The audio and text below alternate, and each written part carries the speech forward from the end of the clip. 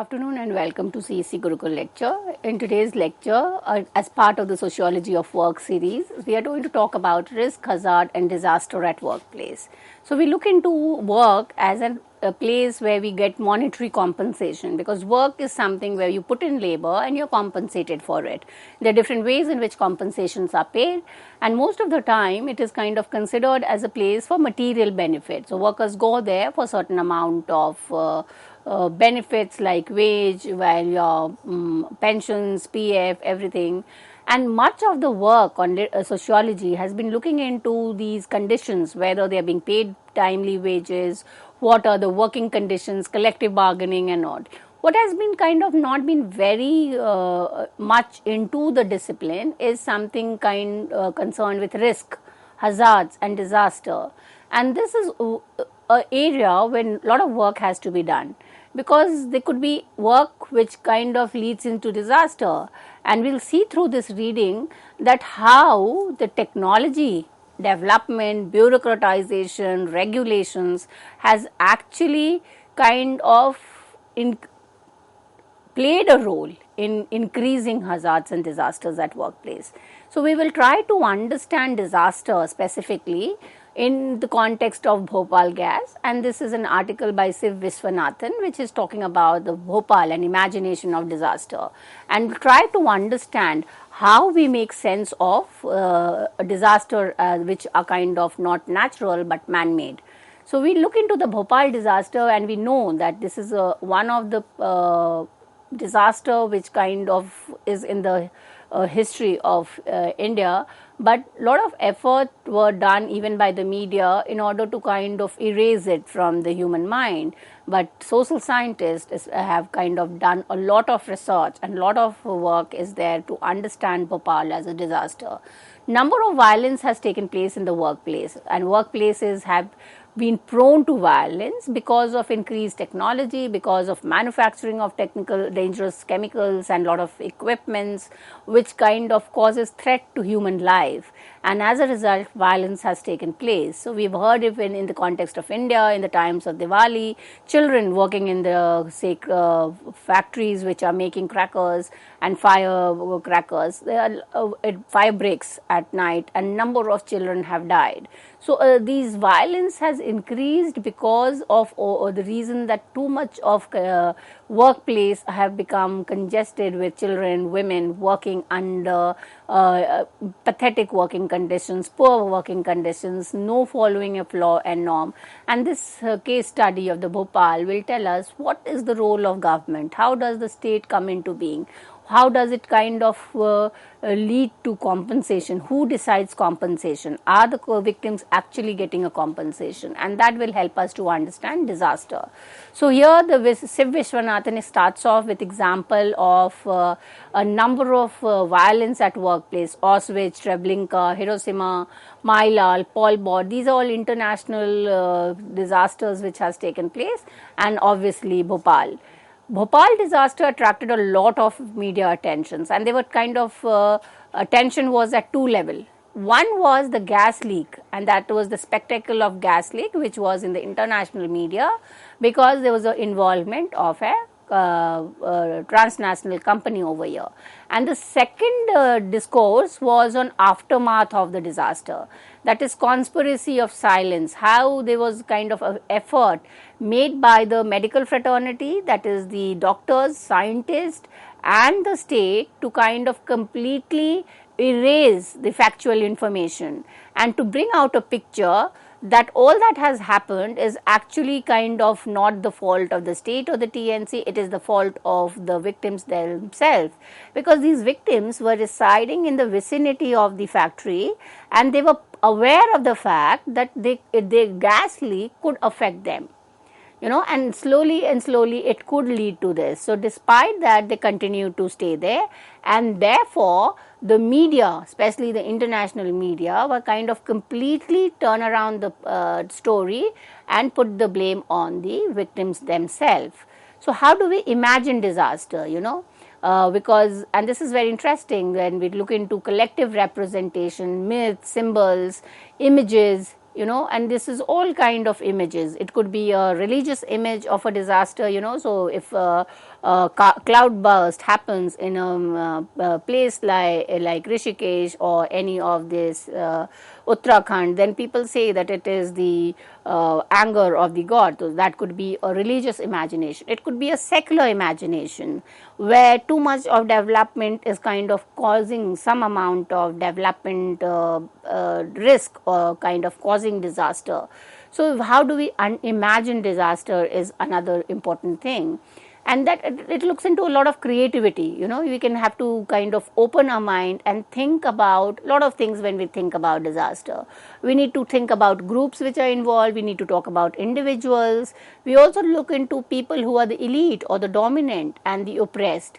So we need to kind of look into the imaginations which takes into account inequality, differences, religious dimension, cultural dimension, and that's how, you just can't look into one day the accident happened and so many got affected and that's it. It's not. It's a larger discourse around the individual, the society, groups involved, the religious, economic, political dimension. And here, what does this imagination do? If we have a kind of open and comprehensive imagination, it helps us to look at the political economy of the Bhopal disaster, and that's what is important. As social scientists, as kind of students of sociology, we cannot kind of be content at what is emerging in front of us. We need to go in depth, critique it, and for that we need to have a political economy of the disaster. So when we look into this, we see that in the case of Bhopal, bureaucratization of the catastrophe had taken place. Bureaucratization, why? Because there was a lot of rules, which was kind of notices, rules, regulations, which kind of emerged during things, which was kind to take away the entire imagination to another purview, and it links with the wider images of modernization. We can't just think about this Bhopal gas leak as one incident where the gas leaked and caused. It's a part of the larger debate of modernization, which kind of talked about rationality, which talks about bureaucratization, which talks about scientific temper. But scientific growth and technology at what cost is the question. So the myth of the manufacture. Myth of the manufacture is basically kind of trying to tell us that there are a lot of myths being created or constructed. And what are these myths centered around? These myths are centered around development. These myths are centered around technology. The myth that manufacturing of certain chemicals, certain fertilizers are requisite for development. But when we look into this, it appears to be a myth. Why? Because it has a negative side as. So the most of the myths are more positivist. Positivist in the sense that you were trying to evolve society which were traditional, society which was labeled as underdeveloped to kind of development. But in that transition, it led to a kind of negating the human aspect and only kind of relying on machines and technology, artifacts, like a lot of technology, a lot of chemicals, and you kind of become only a symbol of the progress. And victims, those who are affected by these development process, become a symbol of the catastrophe. It was kind of something that we can go back to the whole period of industrialization, Taylorism, assembly line production. All are kind of building in towards this disaster. It was localized and controlled into a series of humdrum acts, So when the disaster happened, there were a lot of people or institutions which were involved in it, into kind of talking about it, thinking about it, planning about it, and therefore it is kind of termed as bureaucratization of the disaster.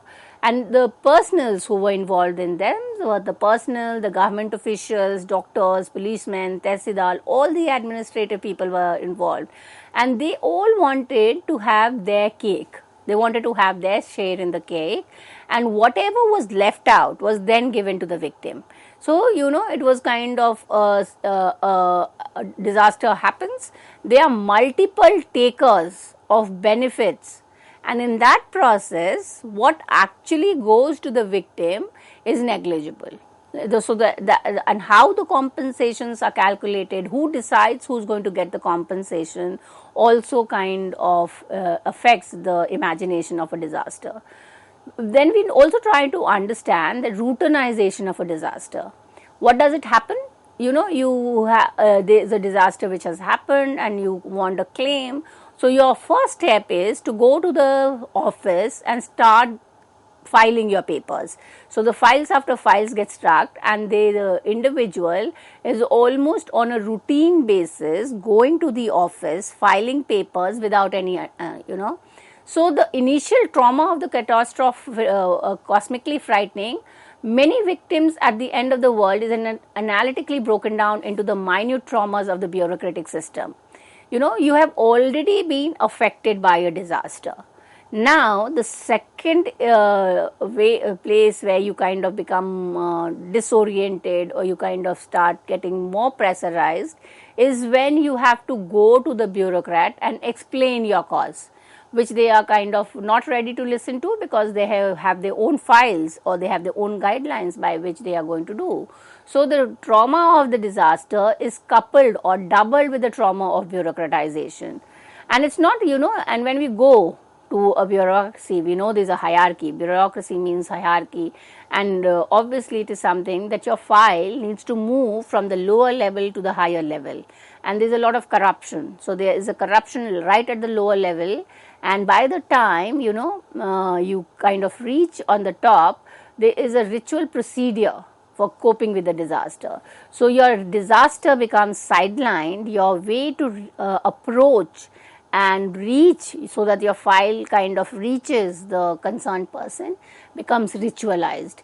Corruption domesticated and banalized the sheer magnitude of the disaster. So it takes you almost to a different story which can be weaved around. So one is the story of the disaster. The other story is the story of the victim, who has his or her own way of handling the bureaucracy. So who decides victims and compensation? And we know it is the state. So when we talk about the state, it is obviously a bureaucratic management, and the victim can realize is he cannot be a victim till the bureaucracy decides. So your victim, whether you are a victim or not, will not be determined by the fact that you have been affected by the disaster, but it would be the bureaucrat who is going to decide whether. And how are they going to decide? They are going to decide by their own quantifiable methods that they have arrived at. So the first problem begins as kind of number game, and there was a lot of controversy. And every time we see whenever there is a flood or an earthquake, very quickly on the media, on the government channel, a figure comes to us. So many have been affected, so many dead, so many injured. But is this the actual figure? Is what we need to kind of critique. Because the numbers in this case of Bhopal gas was much more than it was kind of projected or presented to it. And therefore, here it becomes even problematic in a disaster is that why do you need how many have been affected? What is the total number of the victims? And if you've seen, there are different categories. One where the victim has died, the second where they have been injured to a certain degree, and the other who have kind of minor injury. What is this categorization is to define the compensation that would be given. So the total number of the victim has to be estimated in order to entitle the next to kin. Now both the things are problematic. One, you need to decide who is actually a victim, and second, whom will you define as a kin. And for all this, lot of documentations are required. So you can kind of base and calculate, and the calculations are mostly done on a very vague. There is no kind of a organized method of calculation. So you could go by, say, government records, and or you could kind of go by certain numbers which are coming to the offices by certain government organization. What about unregistered cases? What about cases? So in the Bhopal case, it was the number was 1700 dead according to the records of the hospitals. What if the people did not go to the government hospital and kind of died somewhere else? So those were kind of excluded. So quantifying the number of death is one of the bureaucratic method which kind of questions the concern of how we look into disaster. After the exercise of headcount is done, the problem of identifying the affected people and estimating the quantum of relief. Now, the quantum of relief is very problematic, and therefore they kind of do all kind of bureaucracy does all kind of classification, list after list are coming in, and lists and surveys become the powerful way in which you determine the fate of the victims. So, if your name is not in the list, then you are not entitled to a compensation. So, how do you kind of determine whether your list is there in the name is there in the list or not? And it could be a certificate, and all these documentation, a death certificate, and it is kind of a how will you define whether the person who is a next to kin is by a ration card. So in Bhopal, a victim cannot be a victim without a ration card, and this is again a lot of debates and discourse comes in here when we look into documentation. A lot of programs and policies of the government of India fails to achieve its objective because of the paperwork, because of documentation. So if an individual or a victim does not have a ration card, he or she is denied the right to take the compensation. So the bureaucratization of the catastrophe has brought with it the reign of the certificate. Certificate becomes very important. Certificate, ration cards, documents. If you don't have them, then you are not entitled to any kind of benefit from the government. Only a government certificate determines what is real. The government decrees of compensation have become doles transforming the victims into beggars. These are kind of words taken from the work of Siv Viswanathan, where he is arguing that victim, the right to compensation. But when you are kind of asking him, go back, bring this paper, go back, give this document, then the victim is literally begging for the compensation that has been decided. So how do we look into the disaster from the victim's perspective? And here there can be three ways. One was the manner in which the death occurred. And many a time we've seen this also kind of a strategy by the government or the state authority where the dead bodies are cremated immediately, and it leaves a kind of a bad effect on the relatives of the victims, where a lot of women are guilty that the last rite has not been performed, because in India the last rite is kind of considered very important, especially among the Hindus. The last rituals should be performed in a religious and a right manner, else it's considered not as auspicious. So if you are going to, because the number of bodies were more, you can start cremating in without taking the consent from the relatives, and therefore there is a kind of a sense of guilt, there is a sense of void because the last rite has not been performed. This is how the victims kind of see the disaster. The second kind of perception of the victim could be a feeling of helplessness, where a number of children, because the parents died or they become abandoned, so you don't have anyone to rely on. So who is going to take care of it, whether the state is going to provide compensation or not. So you are kind of feeling helpless and isolated. And the third is physical competency becomes index. Now here when we look into the physical competency, again a gender dimension comes in.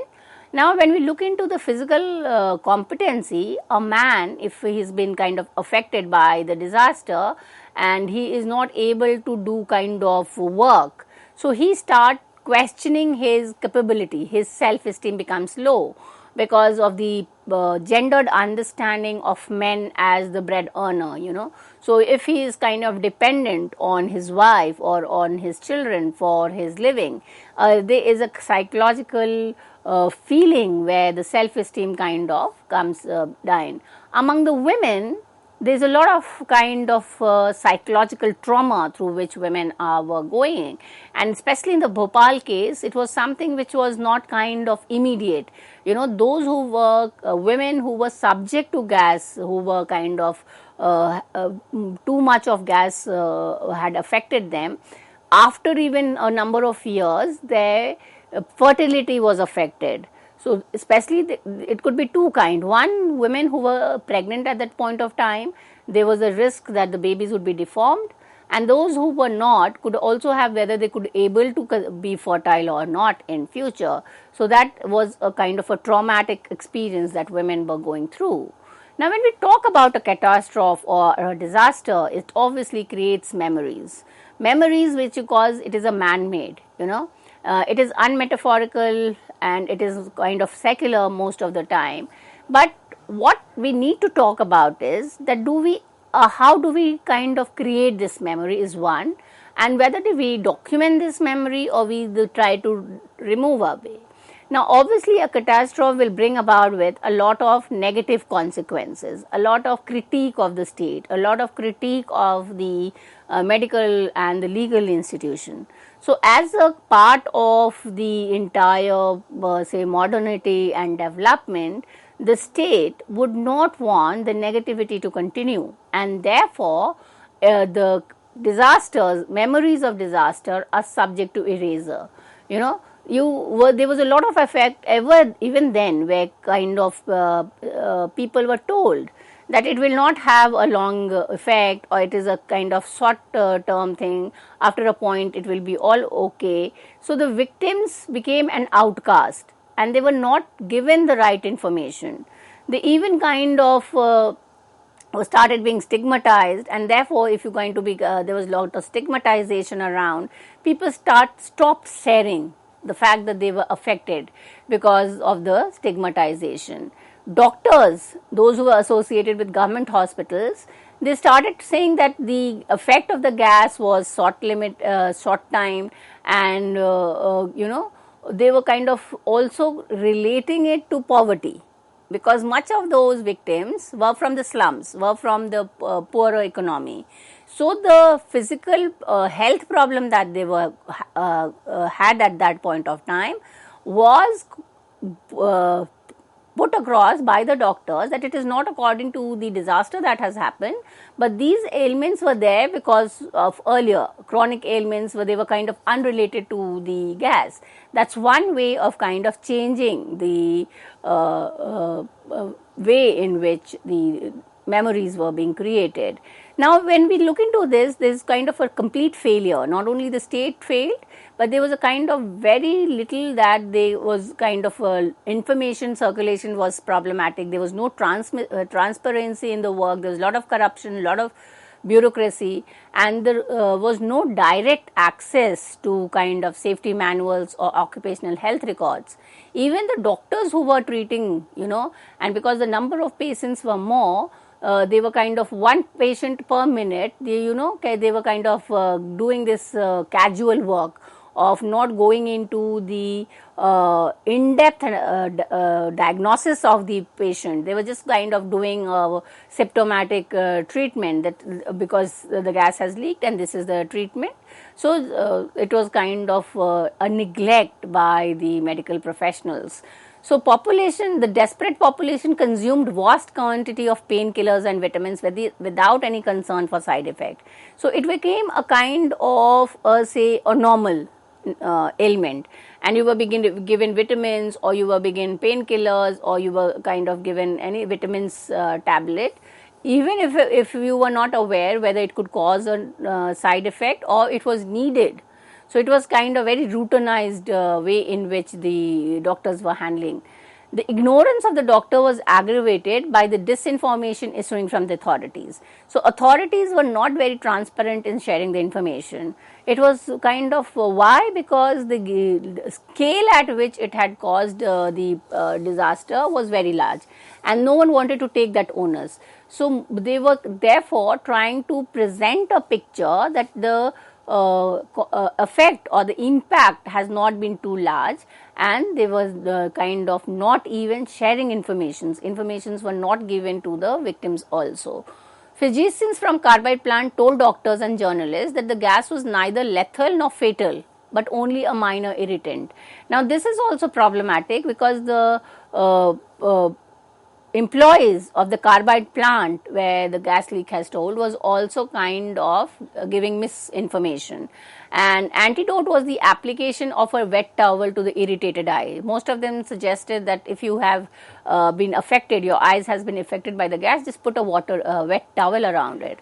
This was completely against the manual which they followed in their everyday life, and that is that if mic or concentrated vapors are likely to be injured, then it is a serious eye ailment. It could cause damage to the eye. So you know very well that the harm is at a high scale. But despite that, in order to erase the memory, you don't want to kind of create that picture that the consequences are very severe, you give a misinformation. And that, what did it do is, it kind of affected the health of the individual. Now, what was kind of very important was the role of the voluntary organization. So, the media, the state, the medical fraternity, they were kind of part of that state apparatus where they were trying to erase the memory. What comes into picture was the voluntary groups who were trying to even confront the scientists. They were even trying to kind of go against the scientists, medical fraternity, and they were kind of putting the blame on these scientists and doctors that they had become captive of the state. They were doing what the state wanted to do them.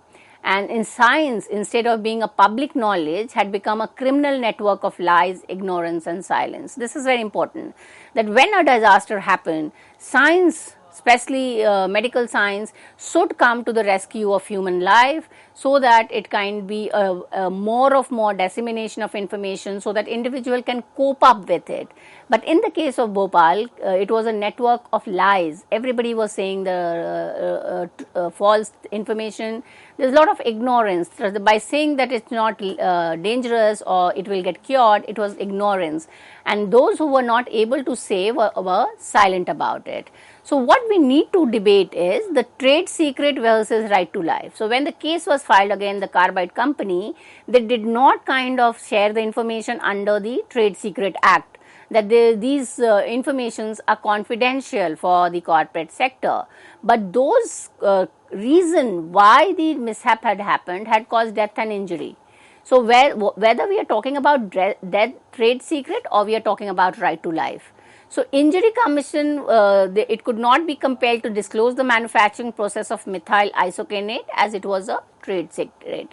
Carbide lawyers were indifferent to the argument that its right to secrecy threatened the very right to life of a people. Bhopal became evidence of an event with a structure of propaganda, erasure and amnesia. The event revealed the bankruptcy of profession both locally and even at a national level. The lawyers and the scientists failed. The lawyers said that it is an international company and therefore we cannot do much about it. Indian scientists became a piggyback ride on the practical efforts of carbide engineers who actually neutralized the gas. And there was this Operation Faith, which the scientists kind of started off, but it was an act of exorcism which demanded Fiat Bhopal be purged from memory, complete erasure of the memories of disaster. And it's a kind of claim that Indian scientists had exorcised the ghost of the leak, and all that remained was for people to return home and forget. So completely ignorant of the harm to life and health that it had done. So it was a kind of impunity by the state towards the way. As I already said, the positive role played by voluntary group and journalists. A number of journalists came out and they started writing. And some of these are Praful Bidwai, Arun Subramaniam, Ivan Ferrer. These are the names of journalists who kind of took the information about the tragedy to the mass. And because of their ethics of professional practice of integrity, they were able to sustain dissenting professionals and offer constructive critique of the state. And it was kind of led to the resurgence of voluntarism. A lot of voluntarism happened and a lot of organization came in, and the entire debate on ecology, the development of the disintegration of ecological fauna around it because of development started being debated and discussed. There was kind of when we put into the larger picture of Bhopal, we see Bhopal was a case of struggle against development. It was not an act of war. It just said that it was a genocidal violence of death through obsolescence. The state was kind of silent. And how much of technology, how much of science can we kind of go on? Science, technology does lead to progress and development, but we have to be careful about the other side of it when it causes death, when it causes risk, when it leads to the question of life. So, violence of science is vivisectional experiment hidden behind the antiseptic model of transfer of technology, seen in the new centers of genetic engineering and in atomic plant. These are some of the areas which are kind of risky today. So, when we look into Bhopal as a struggle of against development, it has brought to the question of ecology and survival. There are a lot of discourse around ecology, around how much development, at what cost do we are talking about. And political movements are kind of talking about ecological concern. Ecological concerns are not luxury. They are crucial for survival. So, we need to somewhere kind of think about. We look into the disaster, we have three sides. One is the victim, the oppressor and the spectators. As spectators, Bhopal has left behind a physically numbed audience. So television created an electronic village, but who runs the, you have all over a global village. But right next to your house, there is a man who needs a service. Nobody is ready to help. Bhopal was seen as noise. There's a lot of noise by the political parties, lot of noise by media, but not a one wise man kind of says unwelcome music. So it is kind of questioning whether we need pesticides, we need chemicals, we need and how much of consumption, how much of conspicuous consumption is legitimate. Bhopal occupies a central part of political imagination. It's very important to debate on these things because it helps us to understand the wider problem of development, progress, and most important, the importance of human life. What is human life? Can it be sacrificed at the cost of development? And for reference, we can refer to Vishwanath Sev. His work is Bhopal, the Imagination of Disaster, in the journal Alternative. So, if you read this, it's a very interesting read and helps us to engage in debates and discussions around development and human life. With this, I come to an end of today's lecture. Thank you.